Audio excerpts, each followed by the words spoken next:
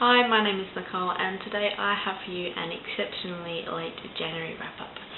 This month I have managed to read 6 books with a bit of a mixed bag with some historical fiction, YA and middle grade. The first book that I read was Dodger's Guide to London by Terry Pratchett. This is a companion novel to Pratchett's YA title called Dodger, which is set in Dickensian London. This tiny little book, which comes in at about 136 pages, just gives us a few facts and figures from that time in history. Really quite interesting, fun little read with a bit of an insight from the character Dodger every now and then. And I think if you enjoyed Dodger, you should probably pick this up if you're interested in the history of that time. The next book that I read was The Last Runaway by Tracy Chevalier. This one is set around the time of the American Civil War, I think, about 1850, 1860, and it follows the story of Honor Bright, who is a Quaker. She moves from Dorset in England to America on a bit of a whim with her sister. It just follows her journey and the trials and tribulations she goes through during her time in America. Fantastic story. As always, I really enjoy Tracy Chevalier's writing and the subject matters. I also found the history quite interesting, as I don't have much of an idea about American history, ashamedly, but I'm kind of filling in the gaps. The next book that I read was Year of Wonders by Geraldine Brooks. Again, another historical fiction, this time set in 1666 at the time of the plague. This one also follows a young woman. Her name is, if I can remember, Anna Firth, and it just details her daily struggles as she tries to make a life in a town that has succumbed to plague. She ends up becoming a bit of a heroine and a healer, and I don't know, there's just something about this book, it just tugged at my heartstrings. I cried, I laughed. It was fantastic, and I will definitely be looking out for more of Geraldine Brooks' work.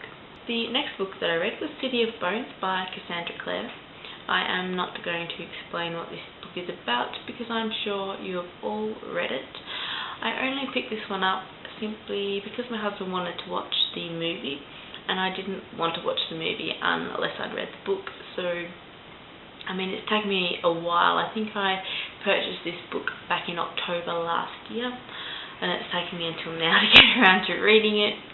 I thought that it was strictly a vampire book, and that was why I was so hesitant to pick it up. That and the hype. I generally feel that books that are overhyped are a bit of a letdown, but this one was quite good, and I have brought the rest of the series to continue on with. The next book is Spellcaster by Claudia Gray, and this one was a bit of a letdown. This is the first book by Claudia Gray that I have read, and I have to say it will probably be the last. This one follows the story of Nadia, who moves from Chicago to Rhode Island, I believe, and she is somewhat of a witch. Things happen, and it was all pretty predictable, and that's about all I can say for it. The characters were quite annoying, especially the main character. And the last book that I read for January was The Bone Magician by F.E. Higgins. This one is touted as middle grade, but I would suggest upper middle grade.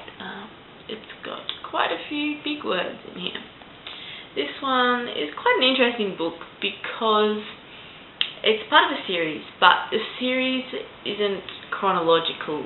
The series happen along the books in the series happen alongside each other. So when the story from the first book was happening, this story was also happening, as with the third and the fourth story.